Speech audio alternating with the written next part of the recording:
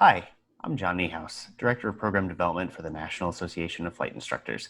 I'd like to welcome you to this edition of the NAFI 10 Question Challenge, the online video series where I ask professional instructors 10 questions and see how they've utilized their instructional career to leverage professional success and discover their secrets. Today, my guest is Catherine Cavagnaro. She is a CFI, II, MEI.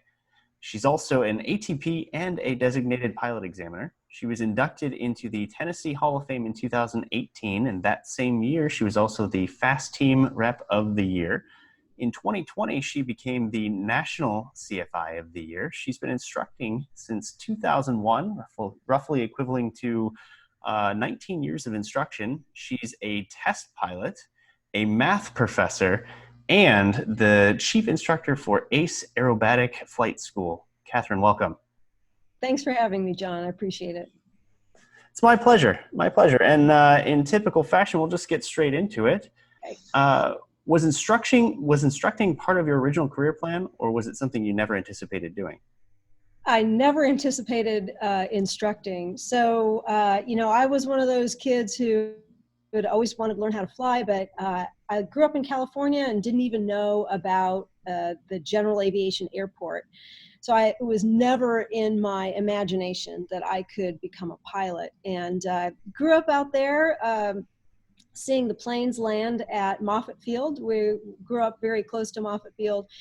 So I was always just amazed and fascinated by airplanes, but again, never thought that I could be a pilot. I was also interested in mathematics.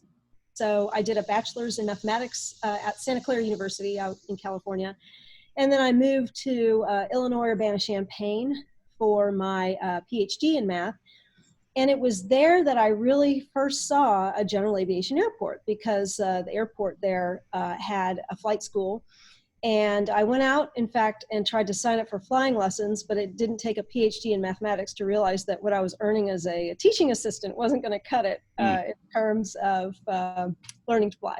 So I put that on the back burner, but I would go do my homework at the airport there in Champaign, Illinois, just to see planes coming in and landing and taking off again. I just was always fascinated by them. So when I graduated Illinois and was looking for my first job, it was not lost on me that Sewanee, the University of the South, actually had its own airport. It's a liberal arts college, and I've never found another liberal arts college in the country that had its own airport. Interesting. So I filed that away, yeah. And then I got tenure. So a few years later, I got tenure, and in May of '99, early May, I got tenure. And May 19th, I had my first son, and I did what everybody else would do. I walked straight out to the airport and I signed up for flying lessons. And all I wanted to do was just fly and fly with my family and things like that. And then, of course, if you want to, travel more reliably and safely, you'll get an instrument rating. So I got my instrument rating. And then I thought, well, gosh, I'd really up my skills if I became a commercial pilot. So I got my commercial certificate. And then somebody said, well, gosh, you've come this far. Why don't you become a flight instructor? So I'm sort of an accidental flight instructor. And I just fell in love with it. And I would need a flight review. So I would go get another certificate or rating instead of, say, going out and getting a traditional flight review with a flight instructor. So, 11 certificates and ratings later, here I am. That's incredible. Yeah. I also wonder how you got any of your homework done watching airplanes, because having gone to school on the field at an airport, there's no way I was getting homework done. Yeah, I probably didn't get as much done there as I would have liked, but I got to see airplanes, so that was good. Understood. So reflecting on your instructor skill with your first student, how well do you think you did? Okay, so what I decided to do was to chat about my first aerobatic student. And I did a little bit of instructing after 2001 when I got my flight instructor certificate, but there wasn't really a great opportunity for me to do that in any big scale at my local airport. So I did do a bit of that. But in 2003, my mentor, the person who would become, and I'll mention who he is in a minute, but he asked me to teach aerobatics with him. And I had taken aerobatics from him, and I had done a bunch of aerobatic flight with him. So he brought me on board to teach aerobatics with him. And it was a time when I think he was getting a little tired, and I think that it helped him. He would do the ground, and then we would split the flying. So in November of 2003, I had my first aerobatic student, and my mentor used to like to commemorate these sorts of events with plaques. So I have a bunch of plaques from him. And so he framed my first dollar earned as an aerobatic instructor. And let's see, that was Andrew Makawa, who was my student, and it was November 5th, 2004, I guess it was. So he did contact me. He stayed in contact with me over the years, so I must not have done too badly if he still is in contact with me. But one thing that my mentor impressed upon me is that even though I didn't have a lot of hours as a flight instructor or even as a pilot, you know, he would tell me that, you know, you're as good a pilot than as these people that were training, because I had flown with him a lot. And he said, and you have something to share with them. And so I never forgot that. And that gave me the confidence to fly with Andrew and the folks later. That's incredible. It's such a cool idea, and it obviously made an impact if you still have it. So that's right, that's yeah. really neat. He could have paid me better, but he did pay me better than that. But that was a dollar. So speaking of this mentor, who was this individual, and what was the most meaningful thing they taught you? Gosh, okay. So even before I started flying, I went out to the airport, of course, because I'd love to watch planes take off and land. And this is while I was working at the university, but I hadn't signed up for flying lessons yet. I met this man who was always at the airport, you know, sort of the stereotypical airport bum. And he was engaging, he was funny, and he would tell all these great stories about flights that he took. And at the end, he handed me one of his books. Turns out he was an aviation author. And the book was called The Basic Aerobatic Manual. And I remember looking at this book, flipping through the pictures and seeing, you know, cockpit views of an airplane upside down or pointed straight down. And I thought to myself, you know, what kind of a nut job likes doing this in an airplane? Of course, come to find out later, I am said nut right. Who likes to do this kind of thing in an airplane. But my mentor was Bill Kirshner, who was a naval pilot. He would land Corsairs on straight deck carriers at night in the Pacific. He was an aviation author. He's written a number of books that have taught generations to fly. And he was an aerobatic instructor. He also loved the fact that I had a mathematics background. So I would help him with some of the math from his books. He would say something to me like, I don't understand why the stick force per G in a pull-up is this, but it's this in a turn. And so I'd run off and get a book on aerodynamics and figure it out, and then I'd write something up for him. So I did a lot of flying with him. He took me over to the University of Tennessee Space Institute, where I took some grad classes in aeronautical engineering. I helped with some research projects, and they let me do some test flying there, which I loved. I was spin demonstration pilot for them. And, you know, all of that balling up my math and aviation is really because of Bill. And that's what a mentor can do. I just can't imagine my mathematical life without aviation, and I can't imagine aviation without mathematics. I see an airplane and I see a math problem, which to me is really fun. I'm envious because I think you understand what's happening in flight more than I ever could or most people would, just based on your mathematics background. Yeah, I try to. And another one of my jobs is I am a monthly contributor to AOPA Pilot Magazine. Cool. And a number of those topics have me taking kind of a deep dive into the science of flight and just the technical side of aviation. And honestly, that's when I'm in my happy place. So I get to dive in and figure all of that stuff out, and then hopefully write it up in a way that is not only accessible, but interesting and entertaining for general aviation pilots. So that's a really fun job of mine too. And that, I just can't imagine that without having known Bill and having Bill as a mentor, that I would be there today. Mm-hmm. So what's the most valuable non-aviation skill you've learned as a flight instructor? So I think it's being able to assess how your student is doing in terms of when they've had enough, when they've reached that saturation point. And sometimes when you have a student who's just had enough, it's time to just land the plane and chat about it on the ground. Having these really long flights doesn't necessarily help people. And also, I see people when they are really at their most vulnerable. A lot of times people come to me not for aerobatics, not because they're just looking for a thrill in an airplane. They come to me because they're afraid to stall an airplane. Mm-hmm. Because they know that a spin might be around the corner. And so what I try to do is I try to take people over the edge so they in a safe environment, so they know what the edge looks like. And every once in a while you just think, okay, this person has had enough. We should land and get some lunch or just chat and take a break. But then sometimes people need a nudge. And I'll tell you a story about a recent, maybe a year or two ago, about he was 16 at the time, and he was a student pilot. He was maybe 15, just about to solo. And his parents really wanted him, and his flight instructor wanted him to have a good dose of stall and spin training so that he would be safer when he would go out and solo.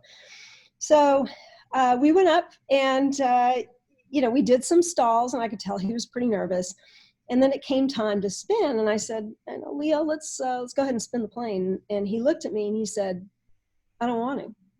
And I thought, and when I looked over at him, at the time, he was exactly the same age as my son, Pete.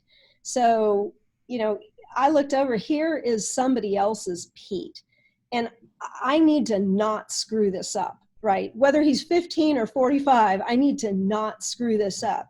Does Leo need a push, or does he need to go back down and let's chat on the ground? And that's something that I'm always trying to weigh. What is in this student's best interest? And so I decided that Leo needed the nudge. And so I said, Leo, I think we need to spin this airplane. So we did, and it's pretty surprising at first. And then I said, well, Leo, I think we need to do it again, because you can't spin with somebody once, because at first it's just this blur. Mm-hmm. And what I want them to do is I want them to get over that hump.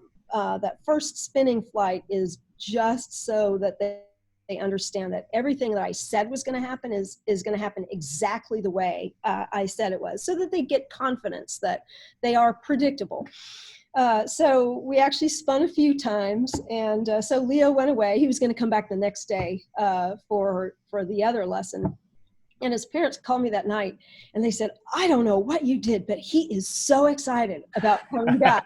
And he was there early the next time. He absolutely loved it. So it's cool to get it right, but I tell you, it's, as a flight instructor, it's always in the back of my mind, what is in this student's best interest?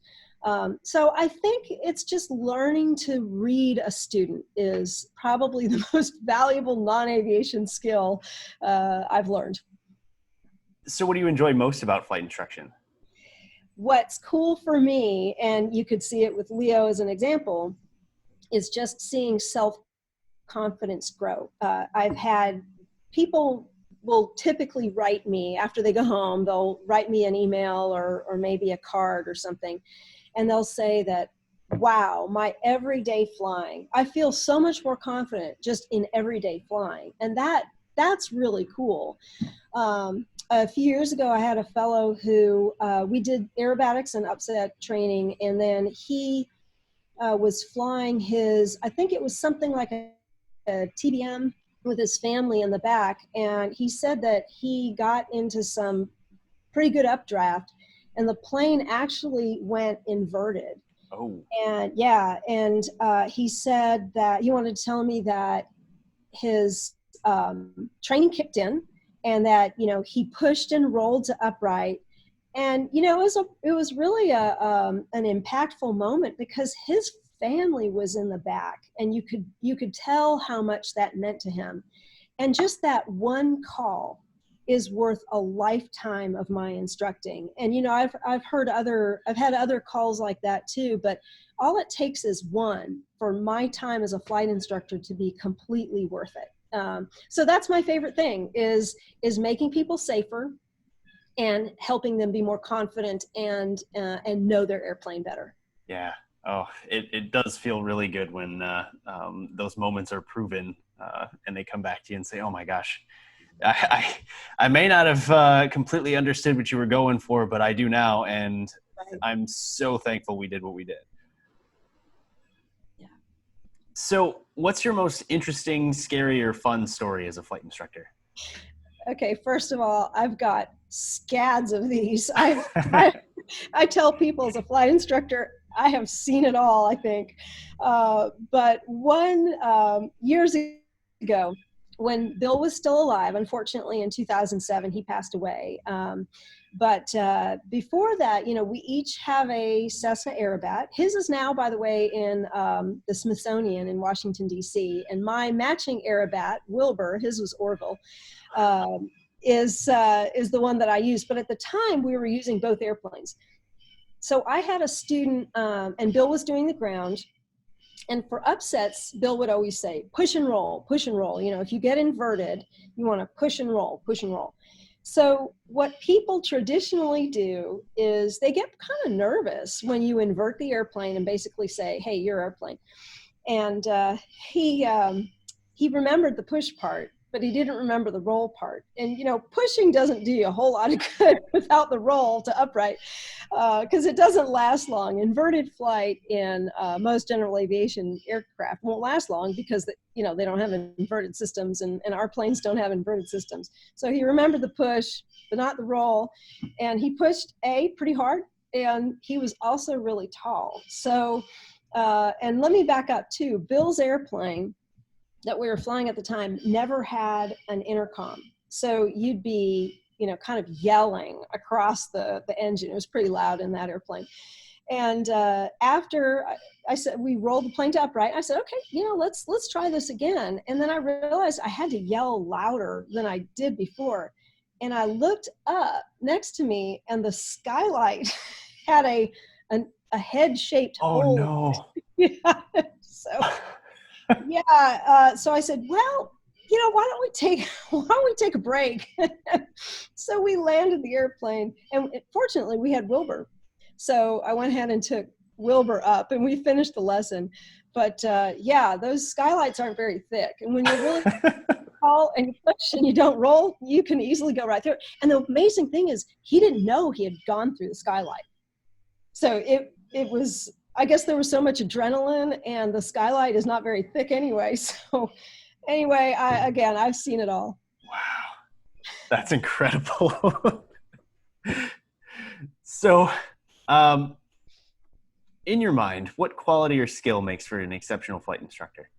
Okay, so I have, one of my big things is ground school. I really value ground school. I tell students that everything we do on the ground is as important as what we do in the airplane. And then everything we do in the airplane is as important as what we do on the ground. So I try very hard to make my ground instruction interesting, exciting, educational. I usually send people a book ahead of time. I usually send them Bill's book on aerobatics to read ahead of time. And I tell them, whatever you can absorb from this book is good. Some people read it 5 times and can recite it. some people look at the pictures, and no matter anything there in between is going to help ground school be more of a conversation.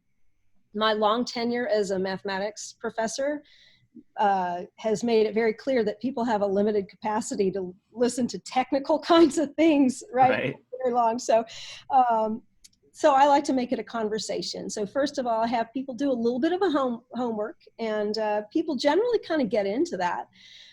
And I produce my own videos that show aerodynamic qualities of the aircraft in various phases of flight, installing and spinning, and other things. I'm pretty proud of those videos. So I've made those generally for ground school. I also give safety presentations for FAA and AOPA, and I use those in those presentations. So I would say attention to good ground instruction. I mean, a lot of people, we just want to run to the airplane, but I think if you run too quickly, you're really robbing your student of those aha moments that we hope they have. And my instruction always is on multiple flights. So when I spin with somebody, it's always on multiple flights with ground before each flight. And that way, that first flight, say for spinning, is meant for them to just get confidence that everything I said was going to happen happens exactly the way I said it was going to happen. So it's a real confidence builder. But the learning really happens on subsequent flights. And I'll tell you, even in the debrief after the last flight, you see, you see the light go off and the aha moments. So ground instruction is a big one for me. What aspect of flight instruction best prepared you for what you do now? So as I mentioned earlier, I'm a mathematician, and I see an airplane and I see a math problem. So for me, it is an opportunity. Aviation provides an opportunity to continually learn myself the technical aspects of flying and of aviation, and then sharing that with others. Like I say, I do that in my safety presentations, my ground school, and my articles in AOPA Pilot magazine. So then, piggyback question then, how did you leverage your time as a CFI to get into, say, the aerobatics life and the other things that you do? Let's see. So again, I think I probably have too many jobs, right? But the thing is, I love every one of them. And the beautiful thing for me is that whenever I'm studying the technical side of aviation, I'm doing math, and it's going to be something I'm going to use in an article. It's going to be something that I'm going to be using in a presentation. It's something I'm going to be using in ground school. And with me continuing to learn, it makes me a better pilot. It makes me a better instructor, which is something that I'm always trying to do. I'm always trying to learn new things. And fortunately, aviation is going to give me a lifetime of opportunities to learn new things. There's not a week that goes by that I don't learn something I didn't either know or maybe I forgot. But that's my favorite thing about aviation, is it's just huge, and there's always something to either learn or get better at. I couldn't agree more. Final question. So if you could give a new instructor a piece of advice for success in the industry, what would it be? I'd say be honest about the time commitment that, or the time that you have to offer to aviation as a flight instructor.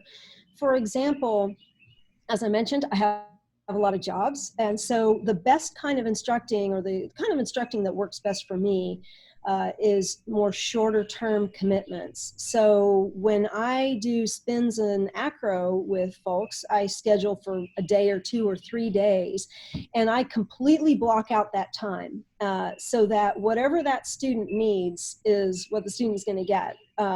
If we need to take longer breaks between the flights, if we need to break up the flights into shorter ones, I can do that.